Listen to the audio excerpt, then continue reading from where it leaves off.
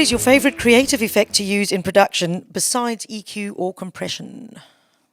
Well, I think there's not one, but I love reverb, I love echoes and delays, and I love chorusing. Those are my three favorite effects. So now I'll try and be brief about it. So reverb for vocals, I often like plate reverbs, because plate reverbs, they have the sound of a metal plate instead of the sound of a real acoustic room or hall.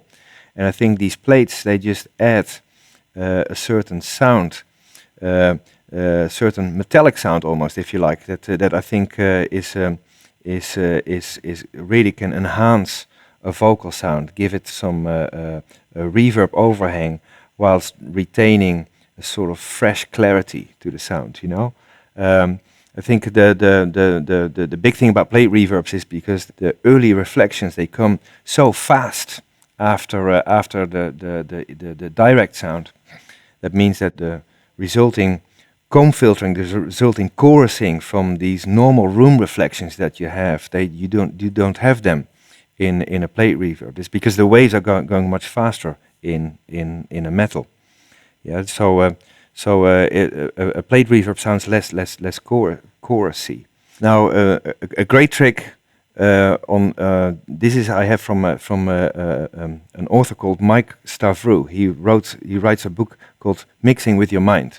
That is a very good book, and in it he describes a tip once I've found out, I've been using it forever. But the trick is to send the reverb unit that you're using on the vocal, to give it an uncompressed feed of the vocal. So if you compress the dry vocal, yeah, and then you have a secondary channel that has that same vocal channel, but this time it's uncompressed. Everything else can be the same. EQ can be the same. Yeah. Now it is important to understand that the vocal channel that has the compressor on it, that is the main vocal channel. That is what you're going to be listening to. That secondary channel that has no compression, that is only going to feed to the input of the reverb and nowhere else. Yeah. Then the beauty of that setup is that the balance between the reverb and the vocal continuously changes. Yeah, the problem with reverb is that although it may sound really nice and interesting and sexy, the downside is that it also masks the intelligibility. So very often, if you try to set a level for a reverb in a song, it's hard to set it, because sometimes the reverb appears too loud, and in other spots it appears too quiet.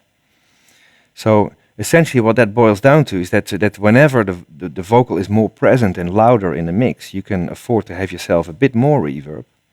But whenever the vocal gets quieter and it becomes harder to understand the lyrical content, for instance, you need a bit less reverb.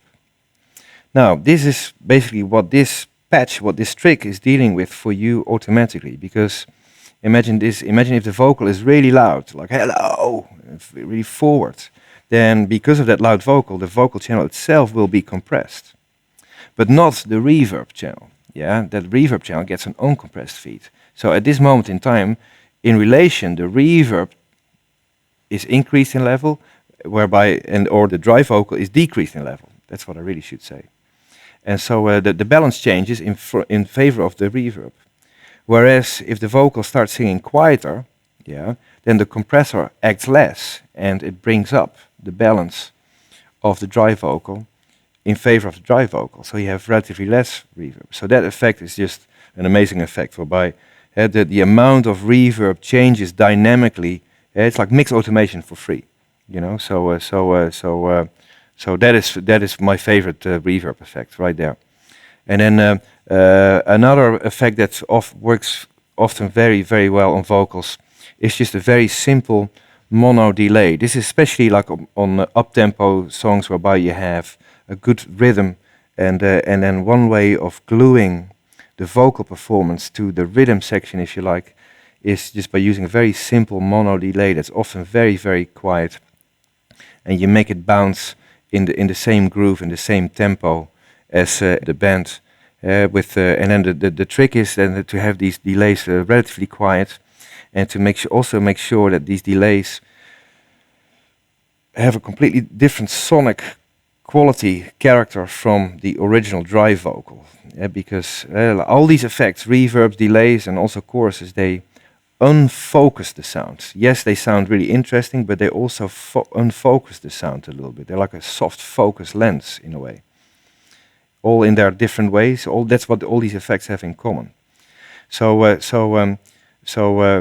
Because of that, a lot of tricks that you do with effects is to make sure that the effects are actually sound quite unlike the original vocals, so it doesn't confuse. Now, what this means on delays is that typically you would have them sound with a lot of high end removed, so that sibilance frequencies like S's and T's, like if those sounds come into a delay unit, the lyrical content becomes really quickly confusing, which is no good. Which is why you use like low pass filters to remove high end. You make the delay sound nice and dark, and then with perhaps a feedback percentage of around maybe 30%, whereby you have sort of up to 3, perhaps occasionally 4 repeats. It's very nice. And then to really top it off, and this also works almost every single time, what you can really do as a sort of added dynamic effect on that. The issue is again that like with reverb, that's to set an amount of delay, it's very hard to decide for the whole song what the exact level should be. So here's a cool trick. What I do is you can, on the return of the delay channel, you insert a compressor, and that compressor is compressing the delays, of course, but it's not compressing it by the delays itself, it is compressing it by the drive vocal. So the drive vocal is going to be connected to the sidechain input of that compressor, meaning that whenever the drive vocal sings, those are the moments in time when the delays are suppressed a certain amount.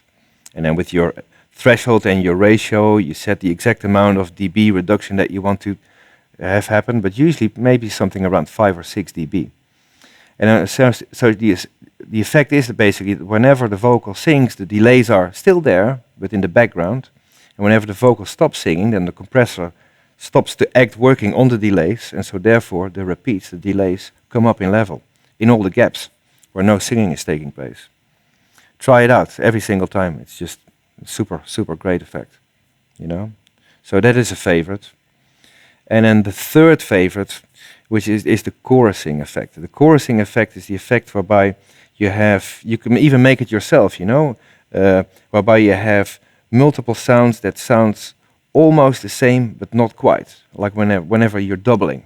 Yeah, so you can do the doubling by doing multiple takes, the recording, or you can do it artificial by having copies of that source sound that are slightly different in terms of timing and in terms of pitch.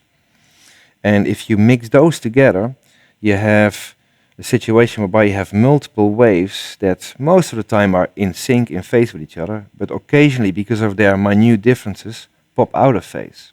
So you have this sort of wow, wow, wow, phasey sound. And that is a great way of making sounds more soft.